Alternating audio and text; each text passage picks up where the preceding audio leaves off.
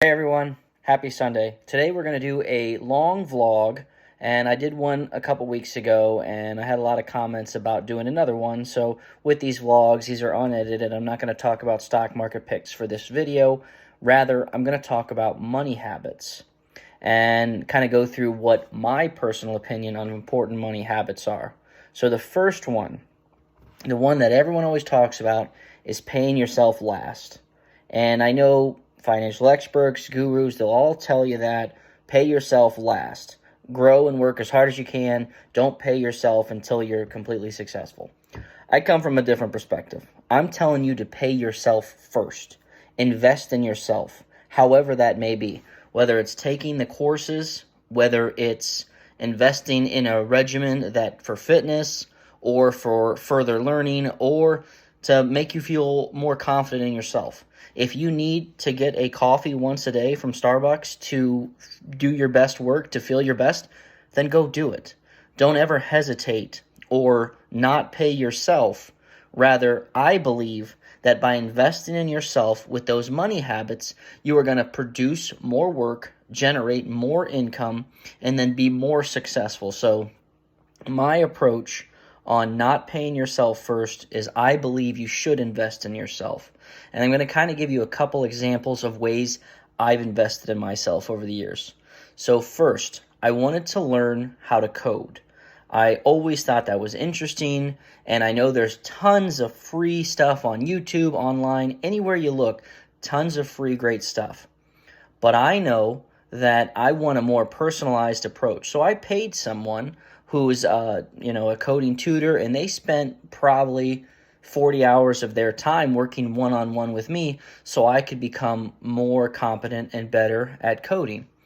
And what I learned from them is something that I was able to maximize and actually generate a return on. What I mean by that is I was able to learn coding and then sell websites. I was able to code websites in about hour per website, and I was able to sell them. And then I was able to code coursework where it would generate a ton of different financial algorithms for people to test and grow amongst themselves, which I was able to sell. And then finally, I was able to code stock screeners, which I use. I use my own coding stock screeners, and I provide for anyone. At one point, I used to sell them, and I was monetizing them, but I don't do that part anymore. Rather, I want everyone to have free access to the stock screener. So when I sell options, and last week we profited $532 selling options. The week before, $859. All my plays come from my screener. Now, with anything, you have to do a little bit of due diligence where you look through and you say, okay, this one's good, this stock's not good. But that's the extent of it. That's the work I put in, and it's not that time consuming. And I want everyone to have access to that stock screener. So if you comment your email in the comments below, I will send you that script and you can use it for free. Like I said, do your due diligence. Make sure you don't just pick the one that has the best premium, but find the one that is a stock in the company you would own and has a nice premium. Combine them together. Next, so I talked about investing in myself, and that's just one way I invested in myself to make more money. The next way I invest in myself is fitness memberships. So always pay yourself in things that make you happy, make you feel more confident. So I like to go to the gym. I invest in a fitness membership. It makes me feel more comfortable speaking in front of people. It makes me more comfortable when I'm trying to get my work done, and I feel more satisfied.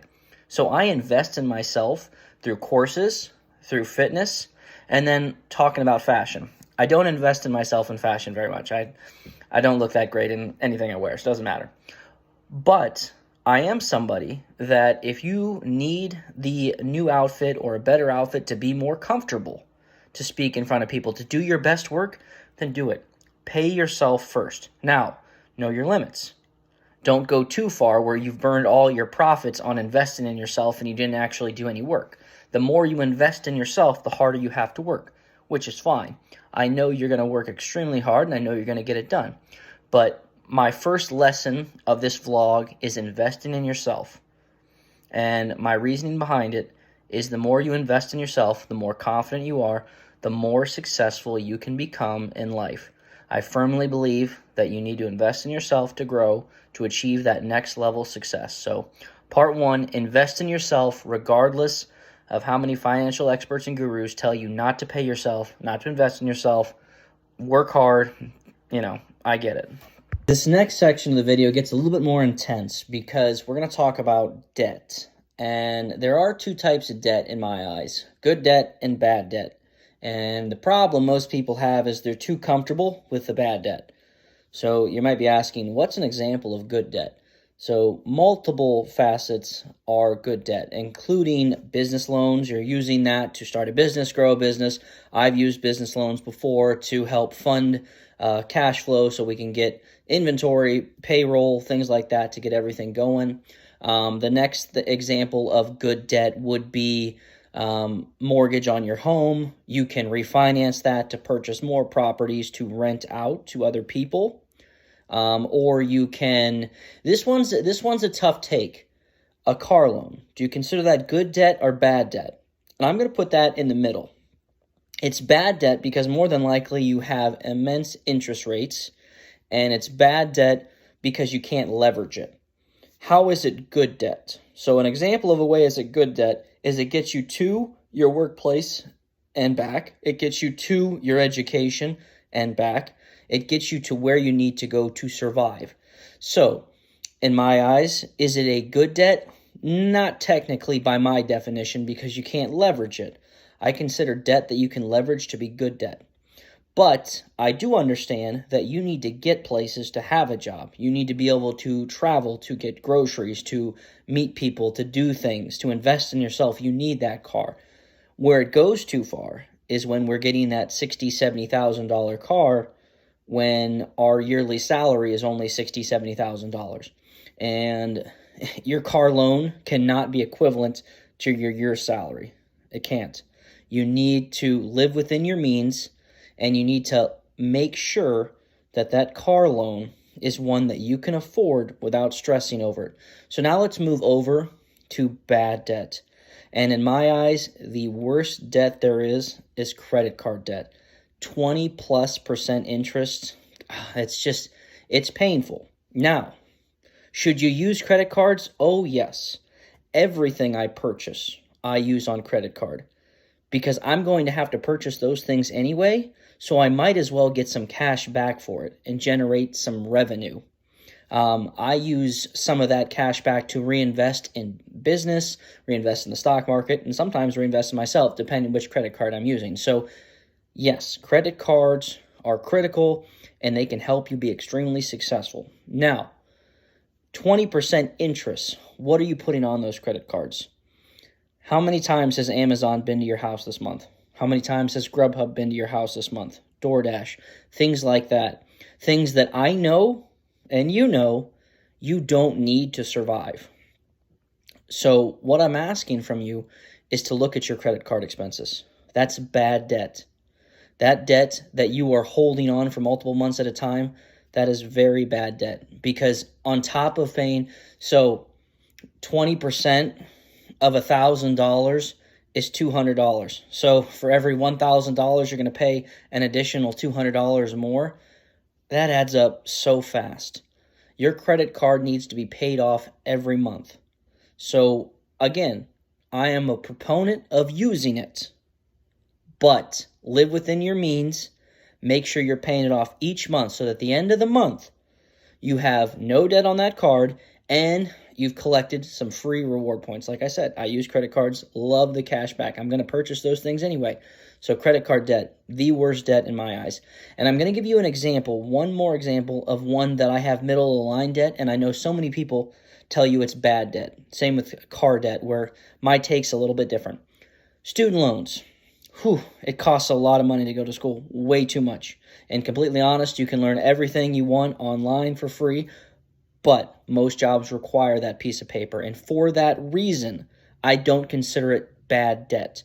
I consider it middle of the line because I know you need that piece of paper to get that job, to help you fund your side business, to help you become successful outside of that 9 to 5. So I understand that debt is bad and the interest rates, though not near as bad as credit cards, they're still not great. So pay that student loan down as fast as you can, no doubt. But I don't want you to stress saying, oh, I have this debt, I can't be successful. Yes, you can, because you're going to leverage that debt in a different way. Maximize it. So if you got a bachelor's degree in accounting, make sure you are living and working to your best ability in the accounting field, making as much money as you can from your 9 to 5. So that way you are using that debt to leverage and make yourself better. So there are multiple ways to leverage debt outside of just being able to use it to purchase new items. Sometimes you have to leverage it to make yourself better and to hold yourself accountable. That debt that we put over our heads for our mortgage, for our home, for our student loans, for our cars, things like that, those are all debts that you can leverage in more ways than one. So unpopular opinion, I know, but in my opinion, I don't consider those terrible debts. They need to be paid down. The only debt right now that you probably have that I consider extremely terrible is the credit card. And if you have $3, $4, $5, $6, $7,000 on that credit card, focus on that first. Get that paid off first. Then let's work on other things. So that includes section 2 of this vlog here. Okay, for the next section of the vlog, we actually moved to the weight room. It's Sunday, so we got to make some gains. I'm going to talk about your buffer stage, and that's actually why we're at the gym, so we can get buffer. I kid, don't click away. So the buffer is what you have in your account in case of an emergency. That emergency could be job loss, an upcoming expense, or unexpected expense. Things like that that happen that you need to be prepared for. For example, you have a home, furnace goes out in the winter, has to get fixed. Roof's leaking, has to get fixed. Your car breaks down, need it fixed in order to get from point A to point B. All potential examples of unexpected debt. You need a buffer. So let's talk about that. So a lot of the experts say you need 8 to 12 months living expenses covered in your account. And to be honest, I don't think that's feasible for most people. So I don't think that should be the goal. I think your first goal needs to be 3 months. And I know that's obtainable. And sorry, catching my breath. I'm doing sets between vlogs here, so don't judge me. I'm not in the best cardio shape. How are we going to get that 3 to 6 to 7 month buffer in our account? I'm going to give you a couple different ideas that you can try in this section here so that you can build up your equity, build up your account, so you are not even thinking about that debt. No unexpected debt worries you. You do not have that stress. You do not want that stress in your life. First, my personal favorite, selling options. I sell options every week. The goal is to generate 1% of your investment every week. That's 52% a week, or a year, sorry. Considering your bank will earn you less than 1% a year and some high yields up to 5%, if you can earn 52% each year selling options, no charts, no average extra work, just pick companies you're interested in, sell a put against it, or sell a call on the other side. Check out some of my other videos so that you can get a better understanding of what selling options is, so you can as well. Next, businesses. I have vending machines. Easy way to get started. A vending machine costs around $500, $600, $700 to get. That's not the hard part. The hard part is getting into businesses. Call around, find businesses in your area that could use it. Make sure they have enough traffic so that you can generate at least 50% ROI on your cost of goods sold, meaning you buy a product for $1, you sell it for $2. You need to make sure there's enough volume in those locations so you can make money with it. Next, cleaning business. I've done this one as before as well. How I got it started, I built the website. I paid $10 a day to put advertisements out there. It's not that much. I did it like 5 times, so a total of $50 invested. Got me clients, got me word of mouth, got cash flow generating. So again, sorry, breathing heavy. Exercise in between these sets here. But generating cash flow through a cleaning business, great way to go. I highly recommend. Give it a chance. Don't knock it before you try it. Next, basic economic sales. What I mean by that is drop shipping, essentially. Find a product, buy it, sell it for more than you bought it for. With Mac.bid, it makes it really easy. Go on there, buy a product for $5, sell it for $50. My favorite are the mops. I've been doing that for a while, using Facebook Marketplace. All free to use, free to put out there, and very low barriers to entry. Anybody can do it. And you don't have to use Mac.bid. You can use eBay. You can use garage sales. You can use Goodwill, whatever it may be. There's a lot of gems out there. I highly recommend trying that one, especially to get started. Generate a few dollars a week, then a few hundred, and it adds up over time, I promise. Last one, and I know everyone talks about it, so I don't go too into detail, but sell your skills. Like every one of you that watches this has a skill set that someone else wants to learn. So sell it, market it, advertise it, whatever it may be. Whether it's making custom design t-shirts, bags, or something simple like life coaching, and I don't mean simple as in like, but I mean something like that. Anything where you can sell your knowledge, your information, put it out there. Don't be nervous. This is why a lot of people don't succeed, is because they don't try. I promise if you put it out there, you will have the success if you put in the time. Put in the effort, maybe offer a few free trials, put a few video demos out there, but nonetheless, I hope you enjoy this section of me working out, talking about changing your debt-to-income style. Okay, we just finished the gym. Great workout. We're going to move into section 4 here, the great debate. Should you save more or make more? And what are my thoughts on that? And I'd also like to hear yours in the comments on this one, because I've never seen a group more divided than on this question. Some people will tell you, no, you have to spend less. You have to cut down your spending. You have to make more. That's the only way. It doesn't matter how much you save. You need to make more. So in this section, I'm going to kind of talk about both sides and then give my opinion. So first, saving more, spending less. That's tough to do, especially when the cost of living is so significantly high. You more than likely have a mortgage or rent, car payment, student loans, and bad debt, credit card. But that's just a start. Some people have financed furniture. Some people have financed beds. You have financed anything. And that's all debt that is tough, and it adds up. On top of that, getting your groceries. I mean, have you ever went to the grocery store and spent less than $200 or $300? I doubt it. It's unlikely, especially if you're supporting more than just yourself in any facet. So spending less is extremely challenging, but I do have a caveat on it. To spend less, what I do, and I always recommend to people, is I highly recommend you start to get an Excel file or a Google Excel sheet, and I want you to list every penny you put out in a week. And I promise you, your biggest surprises are going to be gas station snacks and convenience store stops. And that's when you go in for one thing you needed, but you get a few other things, and your bill goes from $15 to $70. Or you're thinking, I'm just going to get a quick lunch, and you end up getting a few extra things at that lunch, and your meal costs you $25, $30, and you don't even realize it. So document your spending, and let's start there and see where you're spending that you can cut those things out. But just a little, prelude, I think it's extremely hard to save more, especially when you get to a certain threshold. So now let's go to making more. In the last section, I gave you 4 ideas that you can do right now that won't cost you very much to get started, some even free to do, where you can generate income. And I highly recommend doing that, because the advantage of generating extra income is you continue to live the way you're living, like you're not generating that income, and you have that source coming in. Do not use it other than to find other ways to generate income. So you're still living off the same debt, but you're bringing more in. And a couple examples of that would be, like I said, generating passive income through selling options, even more passive dividends, not as high as return, but even less work, almost none. Or your businesses, whether it's vending machines, whether you're selling goods, providing other services, life coaching, whatever it might be. Those are great ways to generate passive income. Most people have a 9-to-5, and it's tough to go without it.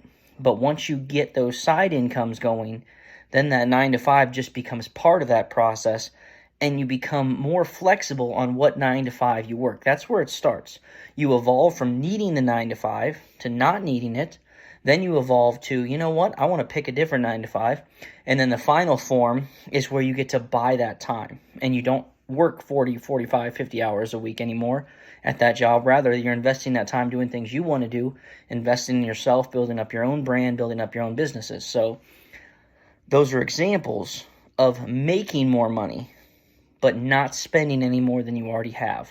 And so my response to should you save more or make more is I 1000% think you need to make more, because there is only a threshold you can get to in terms of saving more before you can't save anymore, because you need the rest to survive. You need it to survive. You need a place to stay.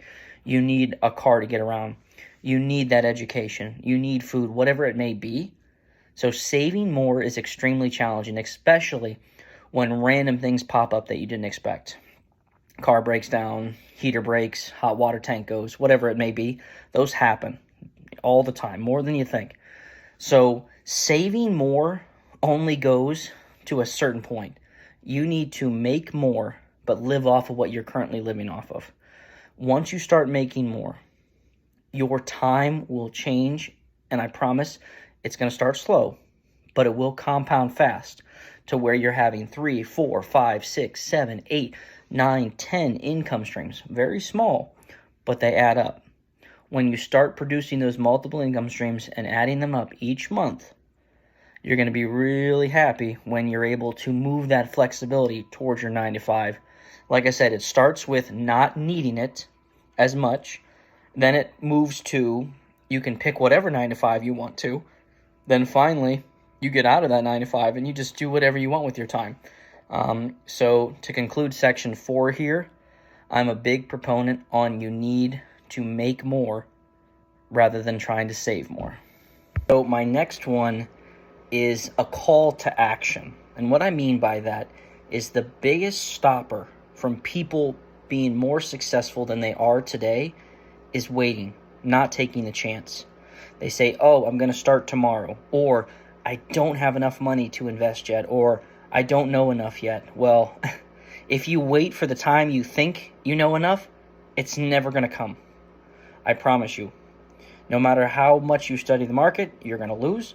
No matter how much you study market trends in terms of setting up new businesses, you will fail at some times. And regardless of how much homework you do on something, you don't always ace the test. So my point is to not tell you that you're too late. My point is to tell you that the best time to invest in yourself was yesterday. The second best time is today.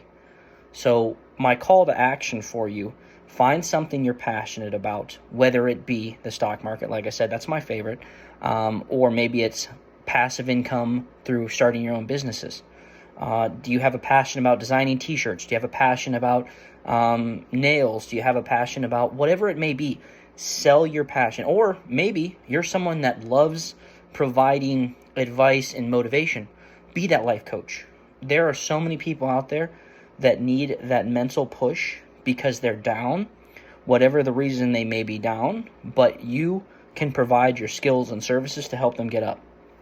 And again, these are just all things that you can do that, yes, it takes time and it's not an easy barrier to entry, meaning you're not going to start today and be successful tomorrow. That doesn't happen. For example, this YouTube channel, I'm trying to grow it. I started around a month and a half ago, 2 months ago, and I always see things where people got rich and had 1,000 subscribers overnight.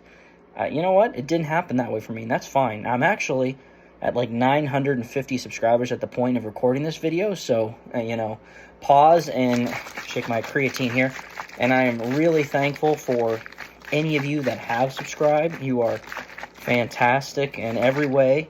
And some of you have commented on every video. Like, there's a couple of you that have been commenting since I had 5 subscribers, so I appreciate you. And we did do a $500 giveaway. Sorry to go off topic here. We did do a $500 giveaway for 500 subscribers. We are going to do a $1,000 giveaway for 1,000 subscribers. So make sure you're subscribed. Make sure you're commenting on videos. Make sure you have the bell notification turned on, so that way you can be eligible for the $1,000 giveaway.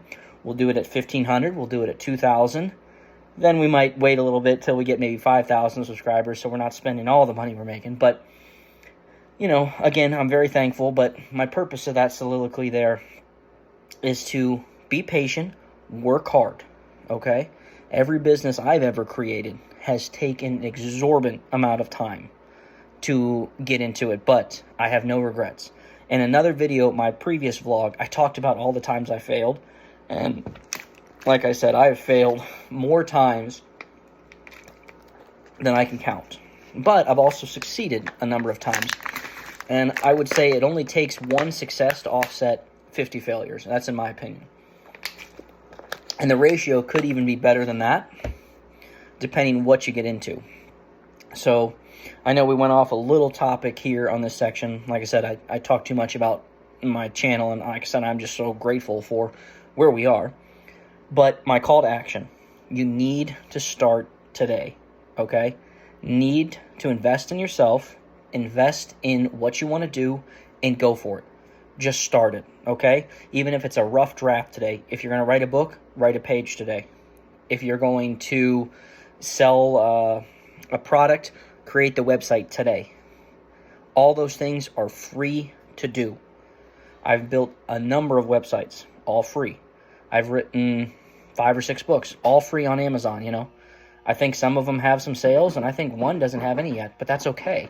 You know, I still put it out there, put the time in, and eventually they will get some sales over time, and that's the whole goal of passive income, to generate income on the side from things you are passionate about. So that's kind of wrap up section 5 here. Remember, you're not too late. Invest in yourself. Start today. Don't wait till tomorrow. Because if you wait till tomorrow, you'll be 100 days behind.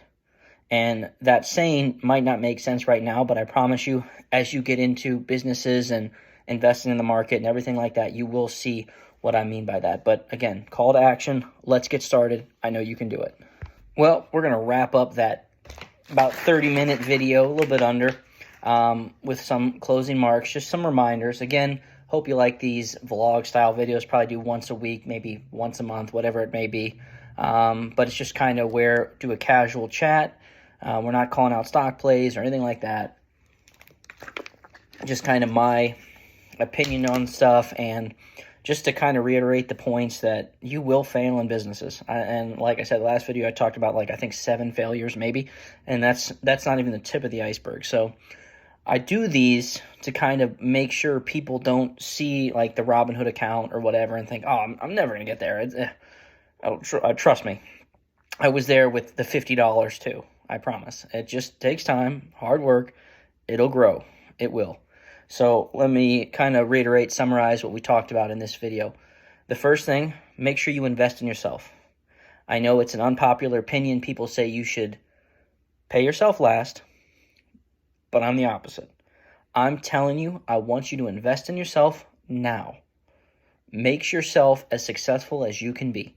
Whatever it takes for you to become more successful, invest in yourself, whether it be courses, whether it be that coffee, whether it be a gym membership, whatever you need to do to be as successful as you can be, invest in yourself. Now, make sure you put your limits on there.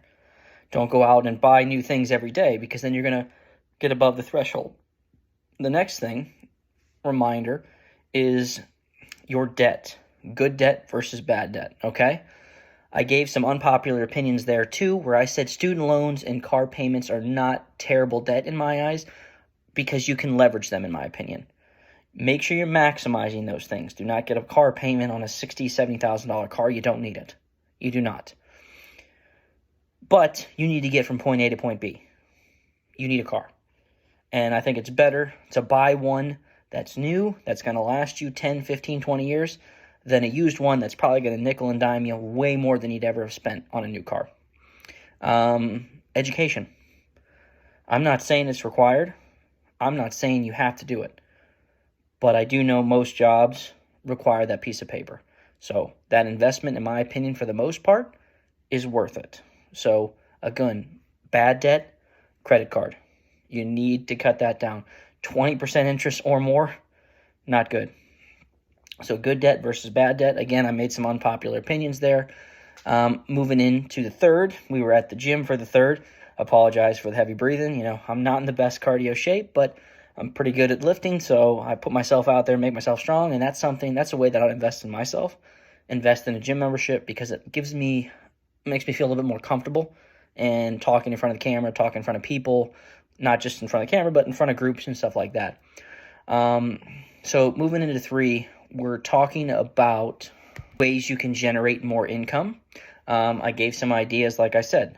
Whatever you're passionate about, go for it. Try it. Life coaching, selling shirts, selling bags, whatever it might be. Get on Etsy, drop shipping. I don't care. Try it. I failed a lot more times than you probably have. Just do it. It's worth it. The next is that save more or make more. I'm 100% on the board of you need to make more, okay? Saving more is crucial, but you want to grow. Invest in yourself. You can't invest in yourself if you are saving every penny you have. And like I said, there's a point when you get to that threshold where you cannot physically save anymore because you need it to live. So again, invest in yourself, make more over saving more. That is my opinion. And then finally, the last part, the call to action, okay? The best time to invest was yesterday. The second best is today. Invest, start your business, whatever it might be. It doesn't matter, but you need to start today, okay? You cannot wait any longer. You've already waited long enough. If you made it the whole way to this point in the video, 30 minutes, I'm very proud of you, and I appreciate you. That does mean a lot. If you made it this far, make sure you let me know in the comments because you are my best friend. But in that time, in that 30 minutes, you could have built 3 business ideas, and I want you to do that. So if you need to rewatch this video to give you some ideas, that's great, but make sure you're playing it while you're working on something. If you're getting into the market, what companies are you interested in? Chipotle, Starbucks, whatever. If you're getting into businesses, vending machines, what is your plan? Lay them out. You're writing a book, let's write a chapter today. But like I said, that kind of gives us just about a 30-minute video. I hope you enjoy this talk with me. It's, like I said, vlog style. I'm not doing any editing. I'm just starting the recorder wherever I'm at, and I'm spitting what I think the best approach to money management and money habits are. And I'm not saying I'm right. I'm saying I have a different approach than most people, and I think my approach is easier to get to than a lot of the other people's online. So, like I said, if you like my content, make sure you leave a like, comment, subscribe, and let's grow together.